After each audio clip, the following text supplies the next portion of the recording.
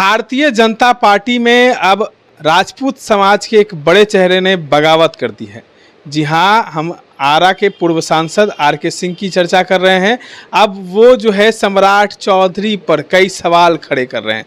देखिए, प्रशांत किशोर के हमले के बाद जो है अब आर.के. सिंह भी बगावती उनके सुर जो है वो शुरू हो गए हैं। देखिए, राजपूत समाज जो है या जो कहा जाए तो भाजपा का कैडर रहा है, भाजपा का वोट बैंक रहा था, लेकिन अब वो कहीं ना कहीं बगावत के सुर पे आ गया। हमारे साथ पूर्व आईपीएस अधिकारी अमिताभ कुमार दास हैं। कैसे देखते हैं, राजपूत समाज से आते हैं आर.के. सिंह और अब बगावती सुर जो है वो देखने को मिलता है। देखिए, आर.के. सिंह के बारे में मैं बता दूं, ये आईएएस अधिकारी हुआ करते थे पहले, और जब मैं एसपी हुआ करता था, देवघर एसपी था, तो ये मेरे गृह सचिव थे बिहार में, और फिर केंद्र में भी गृह सचिव रहे, भारत सरकार में भी गृह सचिव रहे, और रिटायर होने के बाद राजनीति में आए। उसके बाद आरा से 2 बार सांसद रहे और दोनों बार केंद्रीय मंत्री भी बने। लेकिन पिछले साल जो लोकसभा चुनाव हुए उसमें इनकी अप्रत्याशित हार हो गई। आरा में इन्हें सुदामा प्रसाद हैं भाकपा माले के, उन्होंने इनको हरा दिया, और आर.के. सिंह कहीं ना कहीं उसके लिए पवन सिंह फैक्टर को दोषी मानते हैं। उनका कहना है कि भाजपा के ही कुछ नेताओं ने पवन सिंह को पैसे देके खड़ा करा दिया काराकाट से, और मेरा गेम बिगाड़ दिया, राजपूत वोट बैंक मेरा ख़राब कर दिया। तो अब देखिए, आर.के. सिंह अभी थोड़ा मतलब बागी तेवर आप कह सकते हैं, बागी तेवर में है।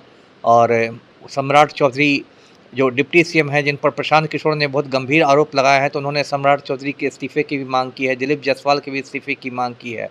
तो पार्टी के अंदर रह के भी वो भाजपा नेताओं के इस्तीफे की मांग कर रहे हैं। कहते हैं कि नीतीश कुमार के इर्द गिर्द हो या प्रधानमंत्री के इर्द गिर्द हो, कई राजपूत नेताओं को देखने को नहीं मिलता है। तो अब क्या लगता है कि ये राजपूत जो एक हो रहे हैं, जो अपोजिशन में जा रहे हैं या जो बगावती सुर कर रहे हैं, तो क्या लगता है इस बार राजपूत जो है बिहार में सत्ता परिवर्तन कर देगा? अब सिर्फ एक जाति क्या सत्ता परिवर्तन करेगी? सत्ता परिवर्तन तो बहुत सारे समीकरणों से होता है। देखिए, आर.के. सिंह के मैं आपको मनोविज्ञान बताता हूँ। आर.के. सिंह जब से चुनाव हार गए एक तरह से सदमे में हैं, क्योंकि इनकी अप्रत्याशित हार थी। इनके बारे में लोग कहते थे कि इन्होंने बहुत काम किया है, आरा में ये कर दिया, वो कर दिया, ऐसा कर दिया, वैसा कर दिया, और इनको बिल्कुल विश्वास था कि मैं फिर जीतूंगा और फिर केंद्रीय मंत्री बनूंगा। तो अचानक ये हार गए, तो थोड़ा ये मतलब आप कह सकते हैं सदमे में है।